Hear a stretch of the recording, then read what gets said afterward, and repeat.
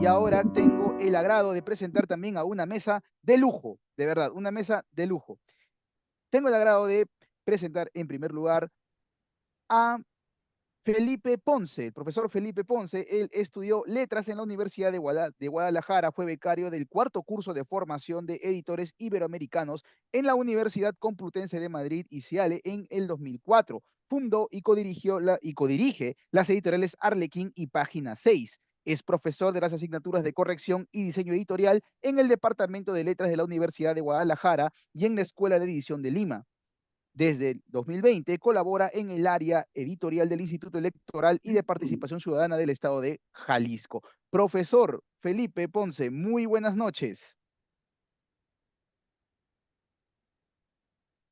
Profesor, creo que el profesor Felipe todavía está con unos problemitas, creo, en la conexión. Bien, pasamos entonces ahora a presentar, ya se nos va a sumar en un momento el profesor Felipe Ponce. Paso a Oh, presentar. ¿Aló? ¿Sí? aquí estoy, ya, una Oh, disculpa. profesor Felipe, ¿cómo está? Buenas noches, qué gusto ¿Qué saludarlo. tal? Buenas noches, un placer estar con ustedes. Buenas noches, profesor Felipe. Y ahora quiero presentar también a Víctor Malumián. Víctor Malumián es licenciado en Ciencias de la Comunicación por la Universidad de Buenos Aires, cofundador de la revista Esperando a Godot, que salió publicada en el 2007, y de Ediciones Godot en el 2008, casa editorial especializada en ciencias sociales y literatura. Asimismo, es coautor del libro Independientes de qué, junto a Hernán López Vine, de la serie de libros sobre libros del Fondo de Cultura Económica. Asimismo, también junto a Hernán, es coorganizador, codirector de la Feria de Editores de Buenos Aires. Víctor, muy buenas noches, bienvenido. ¿Qué tal? ¿Cómo están? Un gusto estar compartiendo con ustedes esta mesa. Gracias, Víctor. Bienvenido. Y con broche de oro presento a el profesor Carlos Chávarri Valiente, comunicador con especialización en marketing y diseño de proyectos. Es editor de Narra Storytelling y Ghostwriting y docente en la Escuela de Edición de Lima. Ha sido editor general de Capechi Trade, la publicación de negocios de la Cámara de Comercio Peruano-China, y ha participado en agencias de publicidad y proyectos editoriales de Etiqueta Negra, el Grupo El Comercio, Grupo La República, Grupo Planeta, Grupo Crisol y Saxo Yo Publico de Perú. Profesor Carlos Chávarri, muy buenas noches, bienvenido. ¿Qué tal? ¿Cómo están todos? Muchas gracias, Marco. Nada, bien aquí. Vamos a Gracias. darle. Bien, y aquí estamos ya en nuestra segunda mesa ya de nuestro simposio, cerrando con broche de oro esta noche, en la cual hemos tenido mucho conocimiento, muchas experiencias, y ahora vamos con esto que nos concierne, los desafíos del editor. Pero en principio, y quiero empezar con Víctor, eh, ¿a qué llamamos editor? Podemos tener en la cabeza, claro, alguien que hace libros, todo, pero la labor del editor, la figura del editor va más allá de solamente, digamos, ver el tema del libro, todo, porque, digamos, también hay muchas otras cosas que influyen en la formación de ser editor. Víctor, te dejo con la palabra. Qué pregunta complicada. Creo que en principio una editora o un editor es un gran lector. Esa es una base que que si falta no puede lograr su cometido. Porque después dentro de la industria, dentro de un gran paraguas de lo que en castellano llamamos editor, en inglés se subdivide en varias cosas. Está como el editor de mesa, el que contrata, el que lleva la editorial adelante, y se puede subdividir en un montón de actividades que después nosotros en Latinoamérica, un poco por falta de recursos, por volumen de mercado y por un montón de cuestiones, las termina siendo todas una sola persona. Pero digo, podría tranquilamente uno cuando habla de editores hablar de un editor de mesa, de un editor de contrataciones o de la persona que lleva moral y económicamente adelante la editorial, ¿no? Eh, Creo que, así como les decía que tiene que ser un gran lector, una gran lectora, el otro 50% es poder incluir los libros en una conversación más grande a nivel social. Y con esto no me refiero solo a libros de no ficción, sino que también muchas veces las novelas sirven como una excusa para entender lo que le pasa a una madre que está migrando de un país a otro, o para dar a conocer una realidad que uno no se imaginaba, o para temas desde discriminación social hasta lo que se nos puede ocurrir. Poner a circular esos discursos y que esos discursos sean atendidos, sean amplificados, o sea, volviendo hasta lo más básico de la palabra publicar, que es hacer público, Creo que ese es el otro gran 50% de la tarea del editor, ¿no? Una primera parte está ligada a que el libro salga efectivamente sin erratas, publicado bellamente o en el mayor esplendor que el objeto pueda dar, y el otro 50% está en que ese libro no pase desapercibido, se ponga en juego. Entonces, como para redondear en cuanto a tu pregunta, creo que no sabría decirte bien qué es un editor, pero no le pueden faltar todo un gran bagaje de lecturas, un enorme bagaje de lecturas, un ojo muy atento como lector, y por otro lado la capacidad de poder poner nuevos discursos en juego a nivel societario. Gracias, Víctor. Efectivamente, sí, hay cierta disyuntiva justamente con el término, ¿no? De lo que es editor, de lo que es publisher, incluso también de las mismas funciones que se generan dentro del trabajo editorial. Y con ello voy con el profesor Felipe Ponce también para que nos brinde su punto de vista respecto a este primer eje acerca de el editor.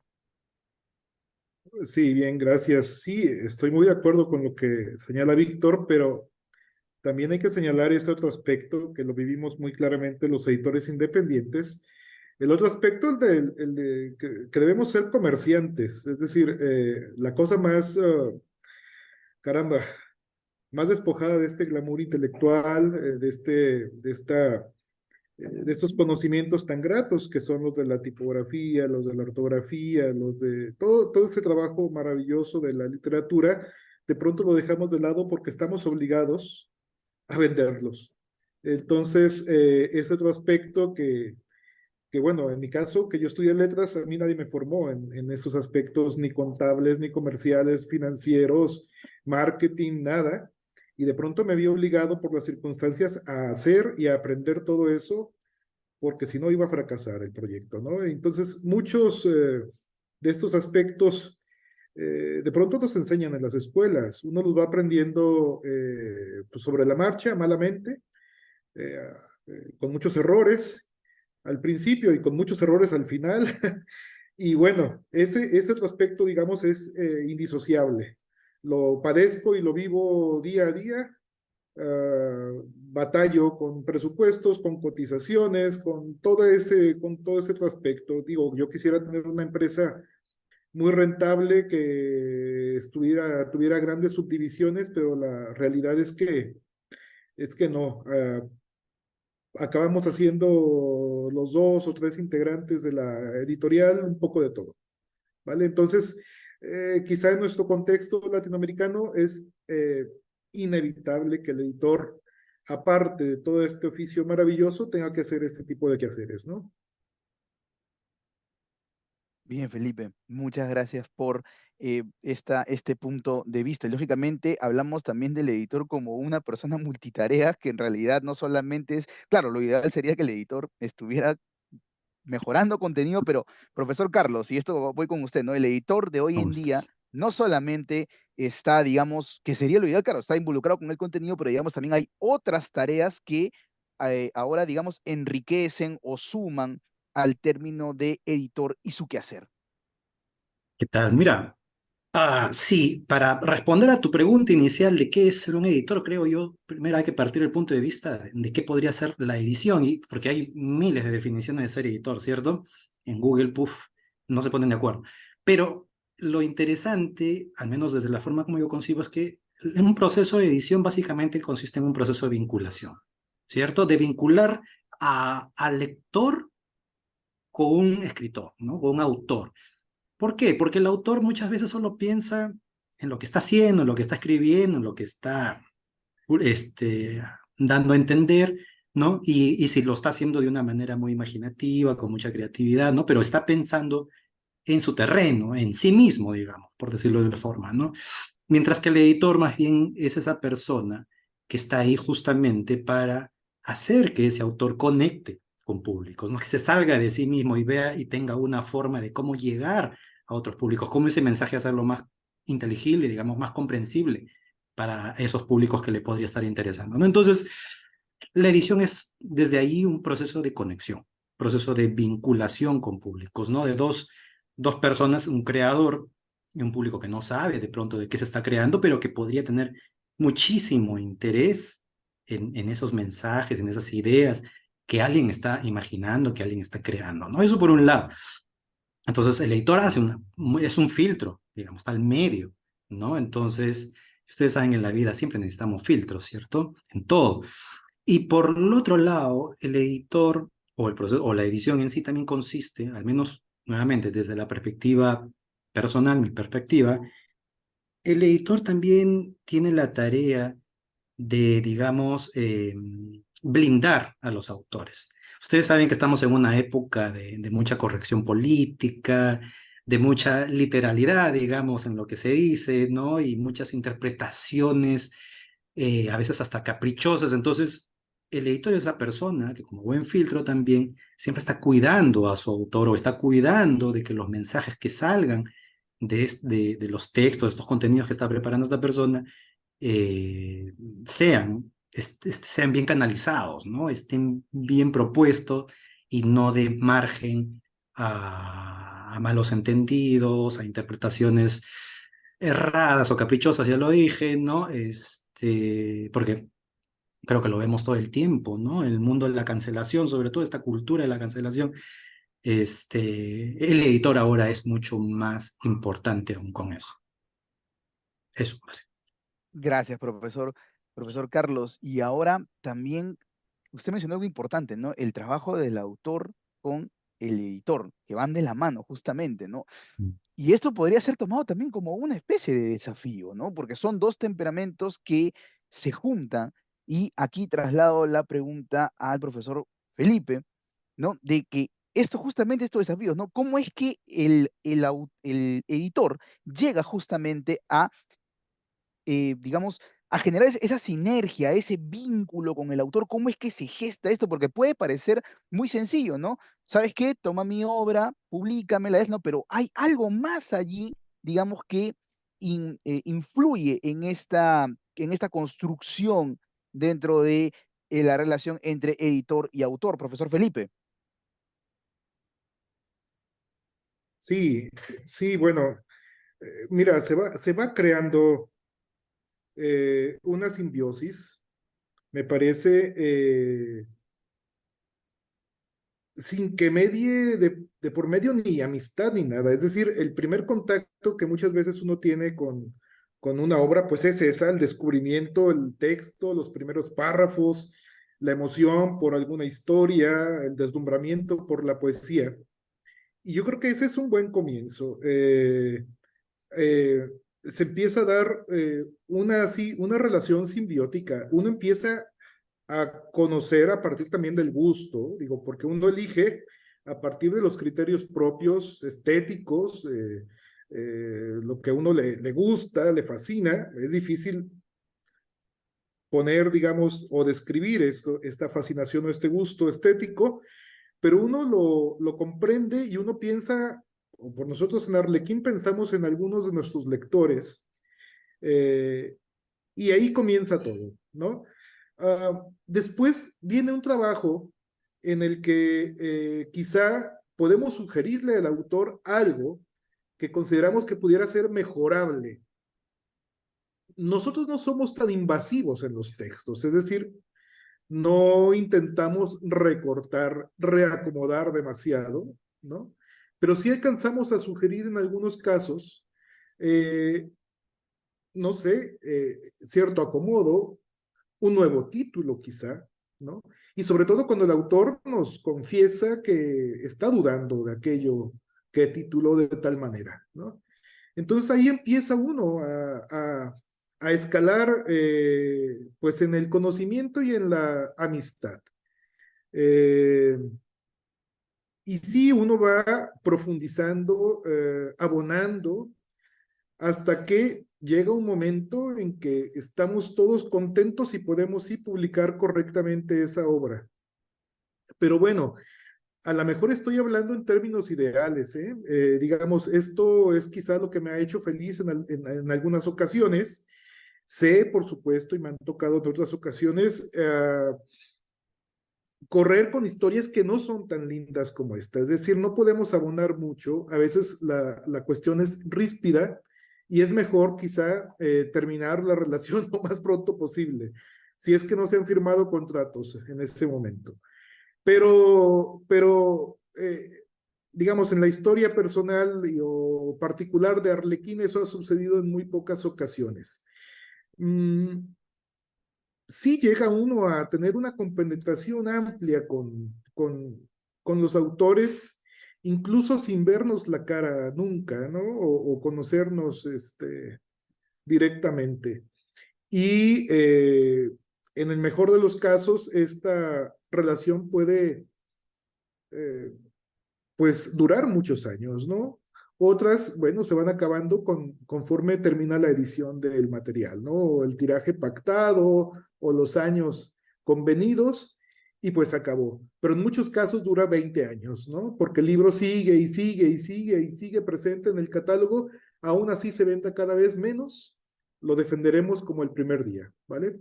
Más o menos es lo que puedo decir de esta intervención. Gracias, profesor Felipe. Y justo Víctor, lo que menciona aquí Felipe respecto a este vínculo que se forja entre el editor y el autor, que también supone seguramente para el editor un desafío el hecho también de no, digamos, no poner su biblioteca, vamos a decirlo así, o sus gustos sobre el autor con el que trabaja. No, porque digamos que un editor que recién empieza, ¿no? Tiene muchas expectativas en la cabeza de lo que es editar, de lo que es corregir, del libro que él sueña, ¿no? Pero también es un desafío para el editor, propiamente dicho, el hecho de trabajar con lo que el texto requiere, no con el gusto que él o con la imposición de los gustos que puede tener un editor. En este caso, Víctor. O sea, ahí depende mucho de qué editorial estás hablando. Porque si es una editorial pequeña que quizás saca entre 5 y 20 títulos al año, probablemente haya un recorte de gusto propio de la editora o el editor que la comanda. Y ese gusto no debe estar tan lejos de sus lecturas. Por más que, como comentaba un compañero en la charla anterior, es cuestión de tiempo que aprendas que no hay que confundir tu biblioteca con tu catálogo. No dejas de estar atravesado y hay cierta endogamia estilística, si querés, al momento de leer, y hay cosas que te van a parecer buenas y cosas que no. Probablemente hasta quizás estés dispuesto a transar algunos límites si ves que tiene algún potencial comercial y estás necesitando más ventas. Pero me parece que se hace imposible que vos dejes en la puerta tus gustos personales al momento de elegir.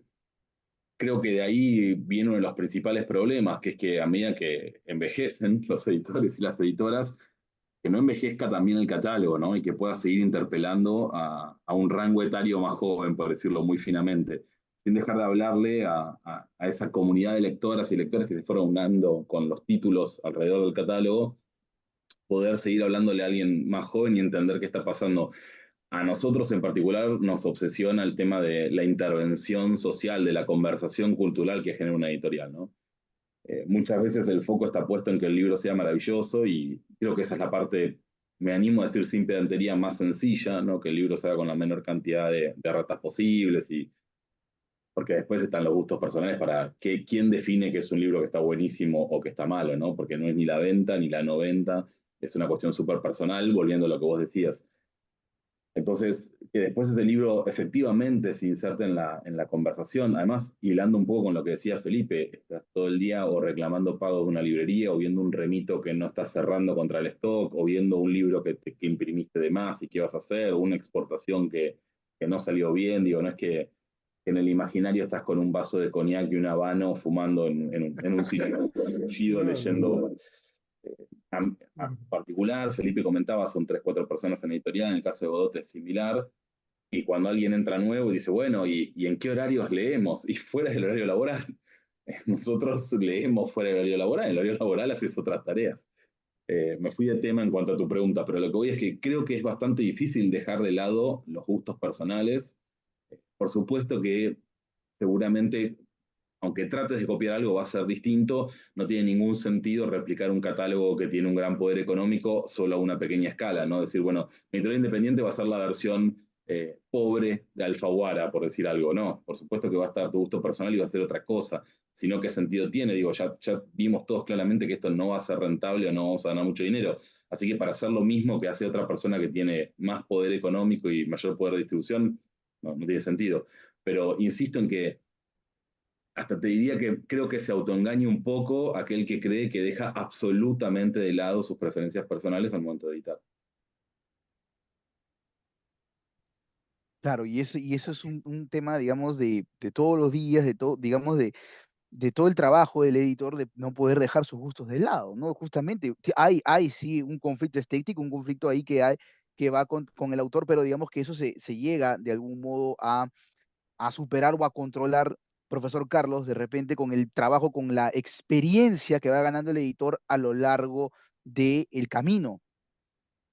Y mira, es bien interesante lo que han comentado Felipe y Víctor, y cuando han hablado de sus propias experiencias. Mira, en mi caso yo empecé como editor sin haber publicado o redactado nada, o sea, fue algo bien curioso, ¿no? Porque por lo general es al revés. Porque cuando entré a trabajar yo tengo una formación de editor revisteril, vamos a decirlo así, porque donde me cultivé fue en etiqueta negra. Y allí, digamos, aprendí dos cosas, ¿no? A no ser muy formalista, porque justamente pues la naturaleza de una publicación como una revista es mucho menos rígida, ¿no? Mucho más variable. Y además también me enseñó a pensar en tópicos, en categorías, en cómo llamar la atención desde un punto, desde el otro y dar estos saltos, ¿no? Entonces, para una sola edición. Entonces, y luego en el tiempo ya fui trabajándole y después pude tener esta empresa que es Narra de Storytelling y Ghostwriting, eh, donde me di cuenta que podía hacer ghostwriting. Yo soy ghostwriter, ¿no? O sea, y me sirvió mucho el ser editor. O sea, para hacer ghostwriting he necesitado ser editor, no redactor, ¿no? Porque me puedo dar cuenta en qué momento, digamos, para quienes no saben, ghostwriting es este servicio de fantasma literario, ¿no? Entonces, de escritor fantasma, ¿no? Eh, Porque me di cuenta en qué momento mis clientes podían necesitar, digamos, un impulso. Por lo general, en mi experiencia, al menos los clientes que hemos tenido, no son personas que saben o que escriben con los mismos códigos con los que nosotros nos manejamos en general en el mundo editorial, ¿no? No tienen por qué. Además, porque vienen de muchas especializaciones. Puede ser un catedrático universitario, puede ser un ingeniero agrónomo. Pero miren, aquí es algo bien, bien bonito porque yo aprendo mucho con ellos. O sea, justamente porque no soy formalista, porque me acerco a ellos, converso muchísimo con ellos. A veces tienen un manuscrito, ¿no? Que es un manuscrito en borrador, digamos, bastante, bastante en borrador, ¿no? Ideas sueltas o a veces son apuntes, ¿no? Pero en medio de la conversación me voy sorprendiendo. Y creo que esa sorpresa que yo tengo con ellos es lo que me ayuda luego a ir pensando en cómo también debo sorprender con esa misma información, con esos mismos contenidos. Puede ser un médico, un arquitecto, un ingeniero, un militar, ¿no? Con esa misma información ya voy armando una estructura, voy armando un discurso y voy ideando más o menos qué estilo va a tener esa publicación y cómo va a salir justamente para también sorprender, ¿no? De la misma manera como a mí me ha impactado, me ha sorprendido. Entonces, es una conversación y ustedes además se imaginarán, es una conversación muy bonita, o sea, porque el autor, en estos casos, estas personas que confían en el trabajo de uno, se sienten escuchados, que es algo que no pasa mucho, ¿no? O sea, sienten de verdad que hay alguien que los está escuchando con mucho interés, que está anotando muchas cosas y que les está enriqueciendo el manuscrito que ellos originalmente tenían, ¿no? Y entonces luego, claro, es un trabajo de meses, pero luego se tiene algo pues que les ayuda, que de alguna manera les ayuda a aterrizar todo aquello que tenían, ¿no? Pero que no necesariamente sabían cómo ponerlo en el papel, ¿no? Y sobre todo de una manera con mucha síntesis, con mucha brevedad, hacerlo entretenido también, porque creo que nadie quiere sufrir leyendo algo, ¿no? Todo el mundo quiere de alguna manera leer de manera fluida, objetiva, ¿no? Entonces, se trata de eso, ¿no? En mi caso, desde la experiencia que tengo, creo yo que la humildad y la capacidad de sorpresa y de curiosidad juega mucho en el rol de un editor, ¿no? Sea como editor o sea como ghost. O sea, si uno no se sorprende ante lo que tiene enfrente, ante lo que te está contando la otra persona, pues va a ser bien difícil trasladar esa misma sorpresa o esa misma admiración a tus públicos, ¿no? A aquellas personas o tus espectadores, a aquellas personas que podrían estar comprando esos contenidos. Eso por mi lado. Gracias, profesor Carlos, interesante. punto de vista respecto a cómo se complementan estas tareas dentro del quehacer editorial. Y ahora lanzo esta pregunta como segundo eje. Bueno, quien desee puede levantar la mano para poder responder esta pregunta, como lo hizo Hernán en la mesa uno. Eh, por ejemplo, en la experiencia de ustedes tres como profesionales de la edición, ¿cuáles creen que serían los principales retos que afronta un editor? Lanzo la pregunta en su experiencia, han pasado por mucho, hay mucho trasegar.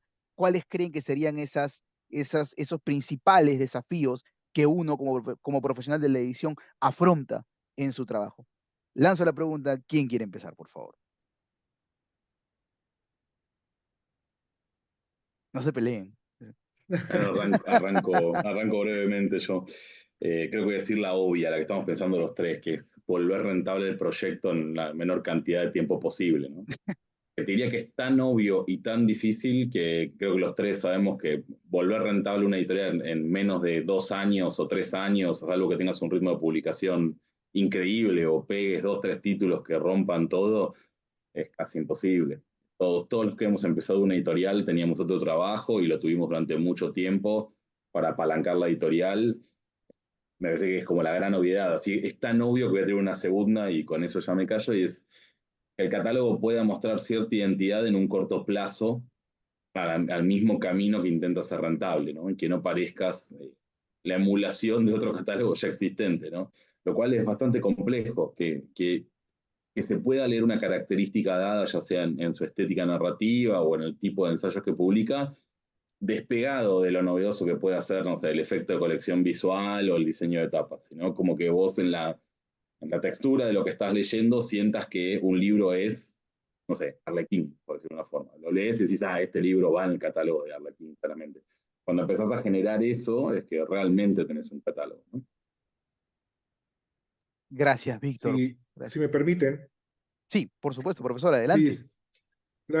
claro, bueno, sí, sí, claro, totalmente de acuerdo contigo, Víctor. Ese es el tema, el dilema, es el santo grial, digamos, inalcanzable para nuestros proyectos que no están pensados en esa rentabilidad, ya lo sabemos, ¿no? Si no estuviéramos hablando aquí, estuviéramos viendo cómo, no sé, cómo van las acciones de nuestra gran empresa, ¿no? Eh, en Arlequín hemos dejado, que es una editorial literaria, digamos, que nos interesa mostrar ciertas estéticas, cierta literatura, ciertos temas, esa literatura de creación, de ocio, eh, con temas sociales también, pero hemos dejado ya un poco de lado esa idea de que el negocio tiene que dar para vivir los 12 meses del año. Con que nos dé para vivir 3, está bien, no pasa nada. Y con que sea, con que no tengamos que poner mucho dinero, ¿sí? Un poco así, la verdad es que hemos vivido en México unos años terribles, como, híjole, como muy diferentes a los primeros años de la editorial. Era otro panorama, la editorial está a punto de cumplir 30. Me asusta esta cantidad de años, lo digo no lo digo con doble sentido, realmente estoy aterrado porque son ya 30 años y andamos a veces con los mismos dilemas del comienzo, ¿eh? Digo, pareciera que no hemos avanzado mucho, pero no. También miento y exagero un poco. Hemos avanzado muchísimo, hemos hecho cosas muy lindas, pero muchos de los problemas del comienzo aquí están todavía. Sin embargo, tenemos más claridad, eso sí. Es decir, ya no me interesa tanto pues, que no vendamos tanto. Me interesa más alimentar a esa comunidad de fieles lectores que nos visitan en ciertas ferias, que nos siguen comprando a través de la página de internet, que nos ubican en 2 que 3 librerías donde sí podemos vender sin problemas nuestros libros. Entonces, bueno, pienso en esa gente, pienso en lo que puedo aportar, más allá pues, no sé, ya no aspiro a poner un título súper rentable, ¿no? Ya no aspiro, por ejemplo, acá en México, ya pensar en el Fondo de Cultura Económica, una buena distribución, eso ya es imposible, digamos. Entonces ya, con 2 que 3 librerías pequeñitas, con eso basta. Es decir, y con encontrar a unos pocos lectores, ¿no?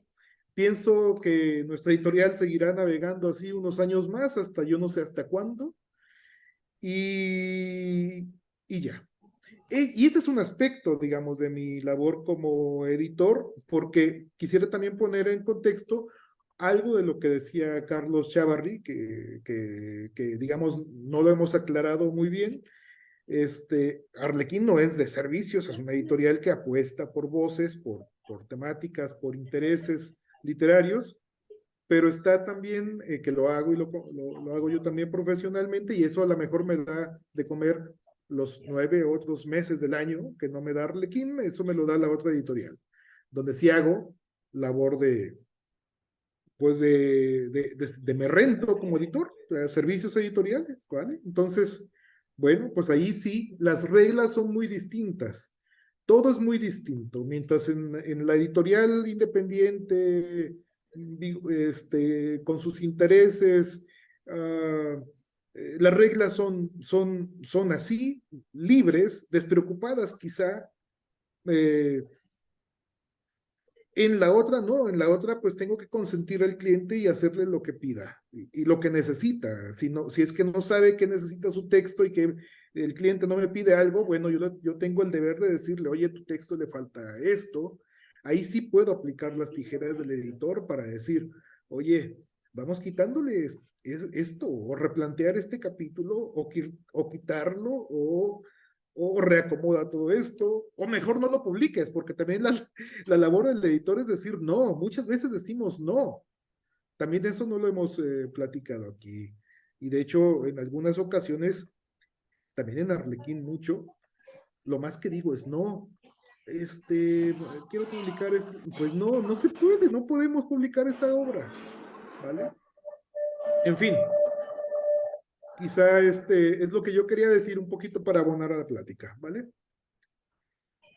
Gracias, profesor Felipe, gracias por su intervención. Y ahora traslado la pregunta al profesor Chavarri. Sí, mira, gracias.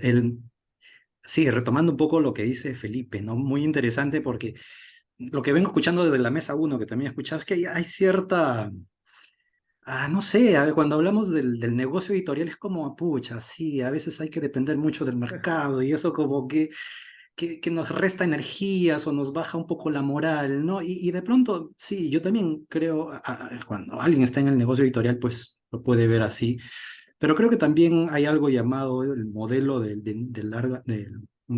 long tail o larga cola, el modelo de nicho, ¿no? Entonces, al menos para el caso de la empresa que represento, si hay clientes, quizás no somos una empresa gigantesca, no somos una transnacional, no tenemos un portafolio de clientes como una empresa muy consolidada de 20, 30 años atrás, pero que sí de alguna manera podemos, funciona como con mucho networking. Creo yo que lo importante en esta época también, y eso creo que viene para el caso de los retos para los editores, es la construcción de este networking, ¿no? En nuestro caso, por ejemplo, trabajamos con muchas empresas que no están necesariamente en Perú, ¿no? La gran mayoría de nuestros clientes no están en Perú. Les somos rentables trabajando para ellos a diferencia de sus países, ¿no? Entonces, sí creo yo que hay oportunidades editoriales, pero tiene que ver con cómo uno, digamos, las moldea, cómo uno también trata de encontrar, bueno, no te vas a meter a un negocio donde sabes que hay mucha competencia y que ya están consolidados desde hace mucho tiempo, incluso a nivel de distribución, ¿no? Entonces, haces un poco de inteligencia comercial por ahí y tratas de encontrar tu segmento, tu nicho también, ¿no? Entonces, sí es algo que yo también he tenido que dar el salto en el tiempo y pasar de una cosa a otra. Pero otro gran reto, más allá de esto que yo digo, y no se demoralicen, por favor, quienes tienen proyectos editoriales, háganlos, porque no hay nada mejor que hacerlos correr en el mundo, ¿no? Otro gran reto que yo identifico es esta capacidad de negociación que justamente Felipe comentaba, ¿no? Que él a veces ha tenido que decir, ¿no? Víctor también lo menciona, ¿no? O sea, ser editor, lo dije también hace un rato, es ser un filtro, pero no es ser un filtro solamente de decir como un árbitro, esto está bien, esto está mal, sino también tiene que ver mucho con tu capacidad de negociación, ¿no? Y muchas veces negocias con el autor, ¿no? Y hay que entender también, y esto también es algo muy del espíritu y los tiempos, digamos, del zeitgeist digital, y es que yo creo que hay dos tipos de autores, ¿no? El autor que solo le interesa escribir para que lo admiren y vean su prosa, ¿no? O por ahí ganar algún premio, ¿no? Y está el otro autor que realmente tiene algo que decir, por su experiencia, algo que le ha pasado en la vida o que siente que necesita decir y que de pronto no tiene las herramientas para comentarlo, para darlo a conocer, pero siente que está allí, ¿no? Y que sabe que es potente de alguna forma. Entonces, en el primer caso, pues, estos autores que están pensados más en cimentar una especie de fama, basado en su prosa, en su imaginación, en una cosa estilística, son muchas veces los que están entrando en este terreno de la inteligencia artificial, que es, creo yo, un tema que también vamos a hablar más adelante, ¿no? Este, Son esta gente que se ayuda muchas veces de la inteligencia artificial. Y claro, la inteligencia artificial te puede dar, pues, muchas variables simpáticas, muchas versiones simpáticas de tu texto, pero basados justamente en clichés, ¿no? En información cliché, en estilos cliché, que justamente es lo que más abunda en el mundo digital, desde donde se alimenta la inteligencia artificial. Entonces, al final volvemos a más de lo mismo, ¿no? Sí, quizás en un término retórico un libro puede ser trabajado de esta manera, con este tipo de autor puede ser muy interesante desde el punto de vista estilístico, pero el trasfondo, el mensaje no hay, no cala. Y muchas veces estos autores lo he visto, o sea, tengo experiencia, he visto el trabajo de estas personas con máquina, yo le digo máquina, inteligencia artificial, ¿no? Y veo las cosas que hacen, y son cosas pues que hasta cierto punto podrían ser predecibles, porque la máquina lo es, ¿cierto? Cuando te ayudas con él. Y en cambio está el otro autor que todavía confía en este factor humano, ¿no? En esta imaginación o en esta mano y que también, como lo dije hace un ratito, te protege como autor. Te dice, oye, espérate, te estás yendo por las ramas o quizás por aquí ya estamos exprimiendo mucho esta cosa, esto se puede contar, esto que tienes tres páginas lo puedes contar en solo una o en 5 párrafos, 4 párrafos, ¿no? Entonces es algo muy distinto y eso también creo yo, en la Escuela de Edición, en el Centro de Desarrollo Editorial, nos preocupamos también por comentarles esto a los alumnos, ¿no? Estas diferencias que hay entre las expectativas de los autores. Ambas expectativas son válidas, el que quiere ser famoso, el que quiere hacer dinero con sus libros, ¿no? Genial, es muy legítimo, pero al final quien define o quien decide quién puede ser un mejor autor, no somos nosotros ni los editores ni el mismo autor, es el público, es quien compra los libros, ¿no? Entonces, es el mercado, si quiere, ¿no? Y somos muy capitalistas en ese sentido. Entonces, eh, creo yo que quizás también hay que siempre marcar esa diferencia y preguntarles a los mismos participantes, a quienes entran a la escuela o quienes están desarrollando sus proyectos, qué tipo de autores quieren ser. Ambos caminos son legítimos, pero hay estrategias para cada uno, ¿no? Y no se puede confiar así nomás alegremente en la tecnología. Eso sería por mi lado. Gracias, profesor Carlos Chavarri. Y mire que de lo que usted ha hablado, a mí se desprende nuestro tercer y último eje, ¿no? La conversación de la tecnología. Bueno, estamos en una época de constantes cambios, de desarrollos tecnológicos aceleradísimos y en tiempos de IA, en tiempos de inteligencia artificial, en tiempos de desarrolladores de contenidos digitales y todo lo demás. Y quiero empezar con el profesor Felipe Ponce en este tercer y último eje, luego la pregunta va para toda la mesa. Digamos, profesor Felipe, estas herramientas digitales, la inteligencia artificial, estos desarrolladores de contenidos que ahora están generando un poco también de polémica por el tema de derecho de autor y bueno, muchas otras cosas que involucran a la inteligencia artificial, supone una amenaza, un desafío para el editor, porque justamente también a partir de ello es que se habla también de la escritura, la publicación sin editores con el tema de la inteligencia artificial. ¿Esto supone una amenaza o supone una oportunidad, un desafío, profesor Felipe? ¿Cómo lo definiría usted? No lo sé realmente todavía. Es decir, eh, es algo tan nuevo que todavía no me he enfrentado, digamos, a una situación en la que tenga que, no sé, decidir algo respecto a un creador que llegue con un texto medio artificial. O bueno, o que se haya auxiliado con la generación de, no sé, alguna estructura que no sea propia, sino que sea producto de alguna ayuda con la inteligencia, no lo sé, con la inteligencia artificial. Eh, caramba, pienso que ahí la honestidad debe privilegiarse. Una noticia reciente, ¿no? Me parece que una autora oriental dio, digamos, fue honesta y dijo que el 5% de su obra, no sé qué, caramba.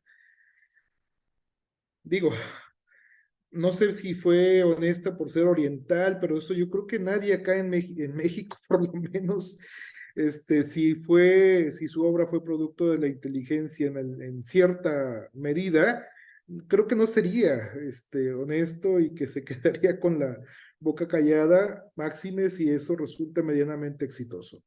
No tengo idea realmente. Yo en ese punto prefiero o soy más tradicional en ese sentido, propiamente de la escritura como tal, no así de las formas o de los sustratos, ¿no?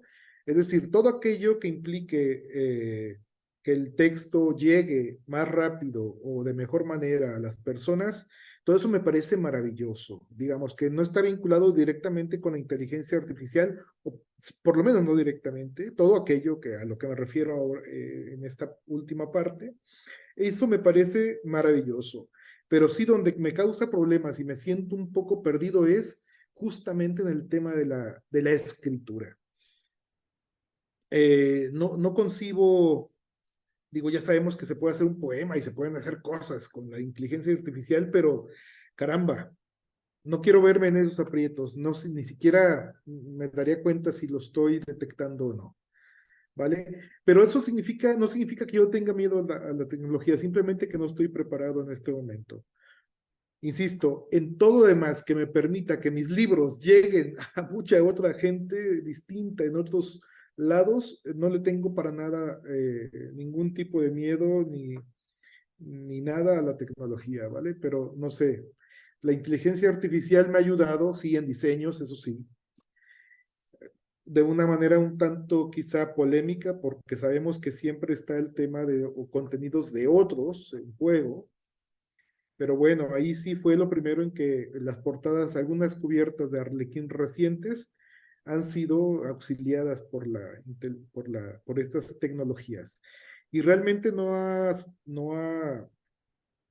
pues no hemos entrado acá en debates, pero porque nos ha gustado el resultado. Espero que eso después, cuando lleguen los textos, caramba, no sé cómo voy a afrontar esa situación, la verdad.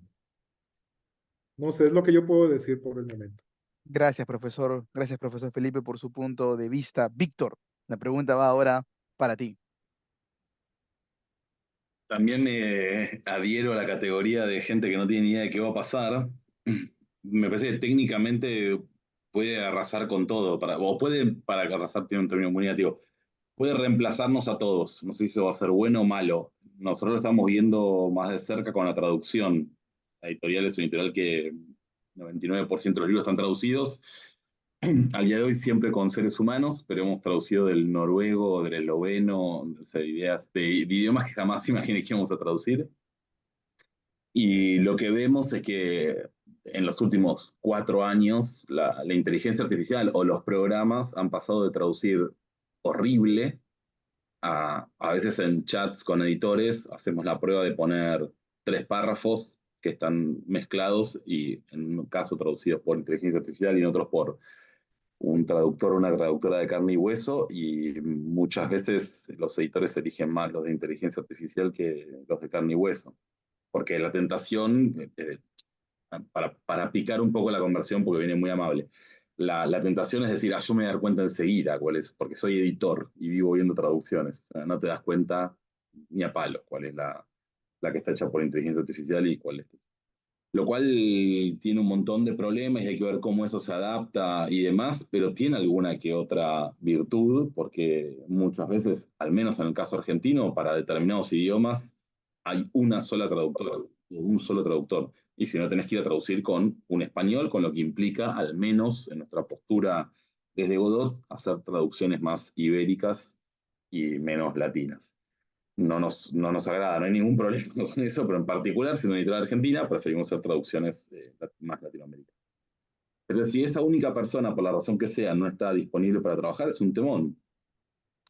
Y sí adhiero a las palabras de Felipe de que cualquier tecnología que nos ayude a llegar a más lectoras y lectores de una forma más eficiente y rápida, y por ende impactando en un PVP más amable, bienvenido sea, sin perder calidad, y quizás esto implique, no sé, hemos visto todo el arco de la impresión offset de rodillo a offset a digital, pasando por planchas, vegetales, y hoy por hoy en Argentina hay un pequeño boom de editoriales artesanales que imprimen en su casa, encuadernan en tapa dura, en telado, están súper vivas, están editando espectacularmente bien y juegan en el mercado y les va bien en el mercado, en sus dimensiones, es una editorial artesanal. En la época donde ya te están hablando de que hay una máquina que mientras que te tomas un café te imprime un libro a disponibilidad que estaba agotado, ahí está el mundo de la edición artesanal más vivo que nunca. Entonces, vuelvo a las palabras de Felipe de no tengo la más perra idea de qué va a pasar con esto. Así que con eso, sin haber dicho mucho, cierro. Gracias, Víctor, gracias, profesor Carlos. Digamos que en este tema de la inteligencia artificial, lógicamente, como dice Víctor, no podría reemplazarlo, no lo sabemos, pero digamos que también el editor puede encontrar ahí o un desafío o una oportunidad para su trabajo, depende cómo lo puedas enfocar. O sea, a ver, te voy a... sí, yo creo que ya no tiene mucho sentido volver a enfatizar lo que ya han comentado, tanto Víctor como Felipe, que es también parte de lo que yo pienso, pero más bien quiero hacer un comentario un poco abstracto primero y otro comentario bastante explícito, bastante terrenal.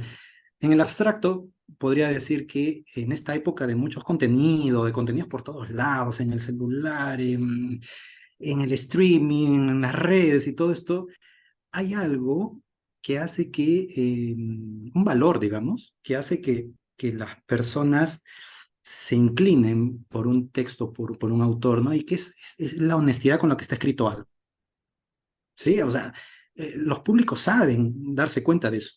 ¿Qué tan honesto es algo? Cuando se encuentran ante un texto con una posición más inverosímil, más artificial o más de winner, por decirlo así, más de ganador, entre comillas, como que le pierden interés porque saben, esto es publicidad, esto es marketing, esto es autobombo, ¿no?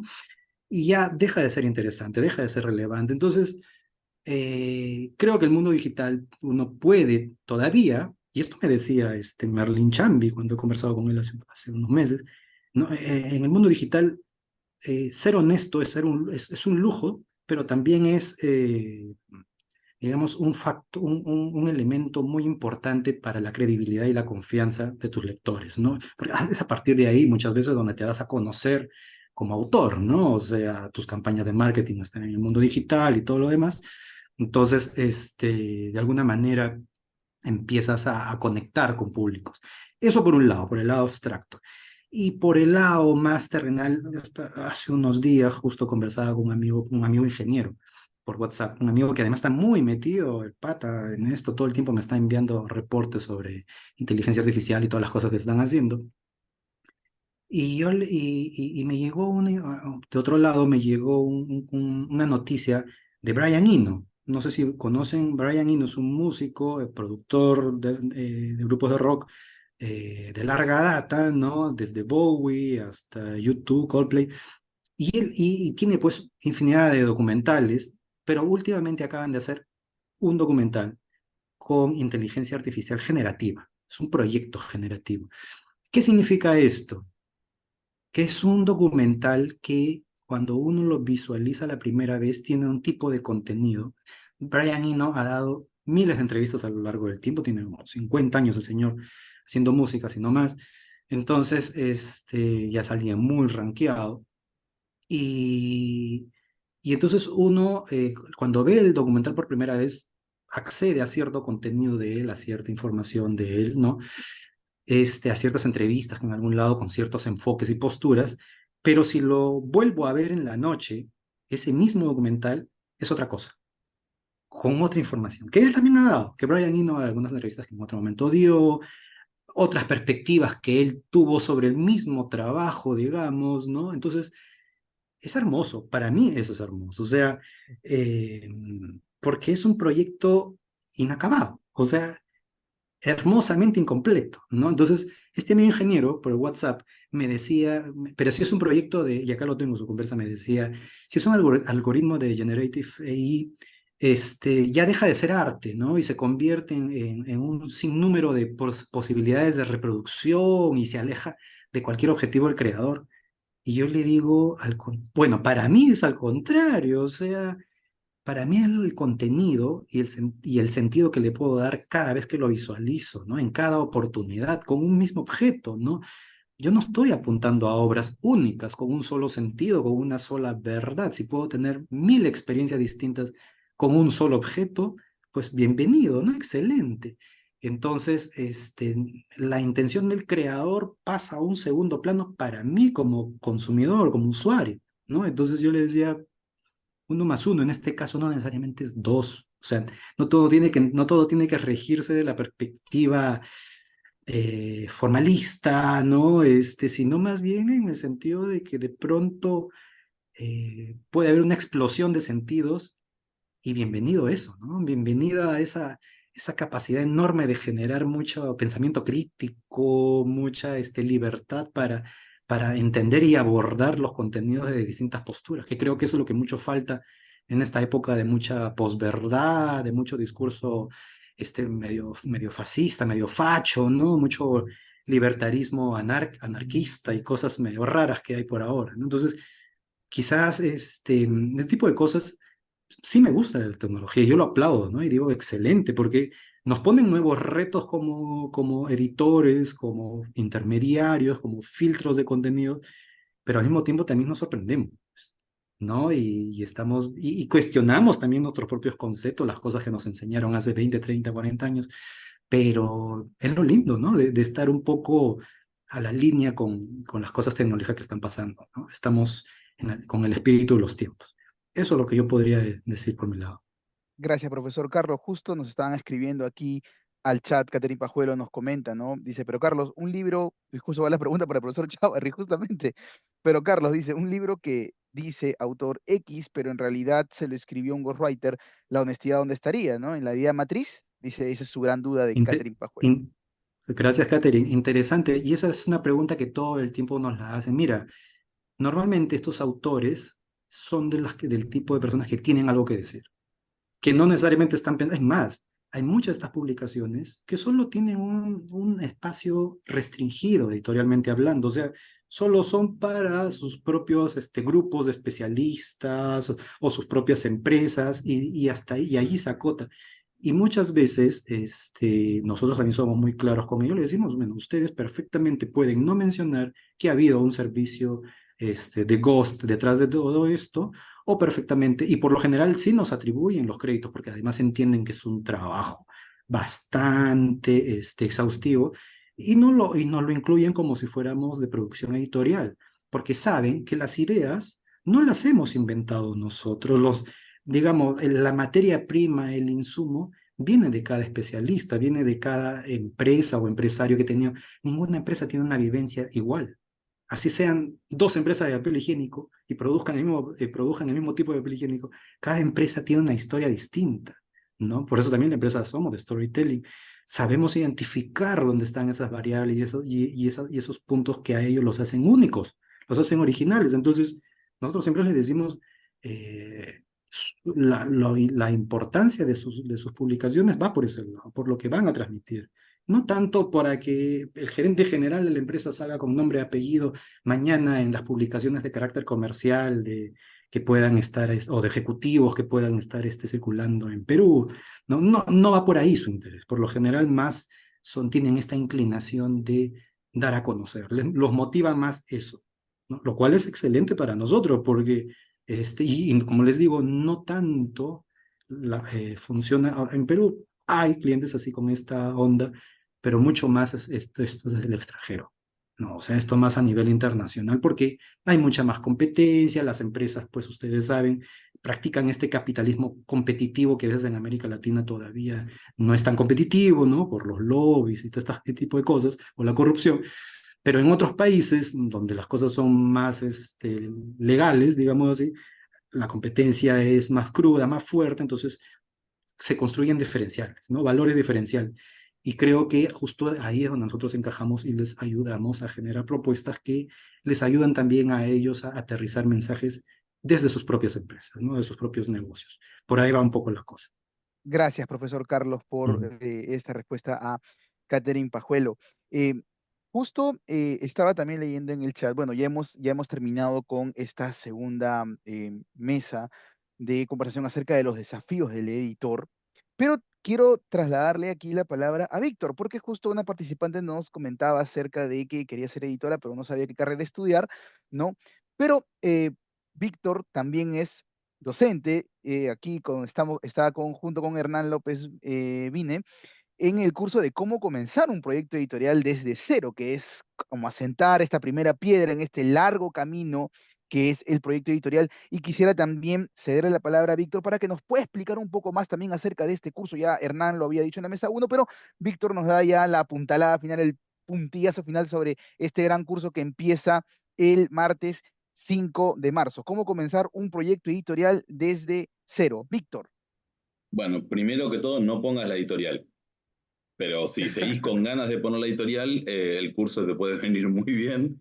Eh, a grandes rasgos, como había comentado Hernán antes, son creo que 8 encuentros muy pragmáticos que van desde cómo armar un catálogo que sea distinto a lo que se viene publicando, cómo volverlo rentable, cómo negociar un contrato, cómo encarar la distribución, cómo encarar la prensa y difusión.